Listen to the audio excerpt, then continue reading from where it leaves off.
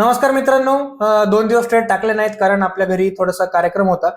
आजोबांची आपल्या डेथ झाली जसं तुम्हाला सगळ्यांना माहिती आहे. त्याचा 10वा आणि 14 होता, त्याच्यामुळे ट्रेड आले नाही. पण डिसेंबरमध्ये ट्रेड करायचे नाही करायचे या सर्व गोष्टी मी सांगतो, याचं कारण सुद्धा समजून सांगतो. रोज कुठली फेकाफेकी गोष्टी आपण करत नाही. तर आपल्या स्ट्रॅटेजीनी ट्रेड काय झाले या तुम्हाला दाखवतो. याच्यामध्ये जर पाहिलं ओव्हरऑल कन्सेप्टमध्ये सिल्वरला जर पाहिलं तर 2 ट्रेड आहेत आज दिवसभरामध्ये. दोन्ही ट्रेडनी एकाने बघितलं 3000 पॉईंटचं टार्गेट, एकाने बघितलं तर 1000 पॉईंटचं टार्गेट इथं आहे. त्याचबरोबर गोल्डला जर बघितलं तर 2 दिवसामध्ये 4 ट्रेड जनरेट झालेले आहेत. मस्त ट्रेड सगळ्यांनी दिलेले आहेत, सगळे टार्गेट्स त्याच्यामध्ये मस्त अचीव्ह झालेले आहेत. त्याचबरोबर क्रूड बघितलं तर एक पीडीएलचा 3 पॉईंटचा एसएल त्याच्यामध्ये गेला होता आणि बाकीचे सर्व ट्रेड जर बघितले 5 ट्रेड आहेत, याच्या सगळ्या ट्रेडनी टार्गेट्स दिलेले आहेत.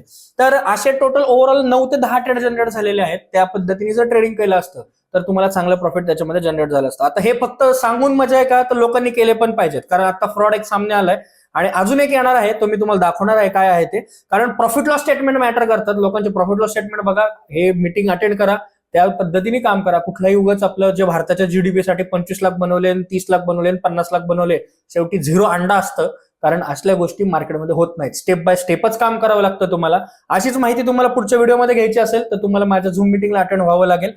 #नो महागडे courses, no software selling, no indicator selling. कुठल्याही क्लासला जायच्या आधी त्यांचे प्रॉफिट लॉस स्टेटमेंट मागून घ्यायचे, त्या लोकांना भेटायचं पर्सनली जाऊन. अदरवाईज कुठलेही महागडे कोर्सेस करायचे नाही, सगळे गाजरं विकत असतात. भेटूयात पुढच्या भागात. बाय.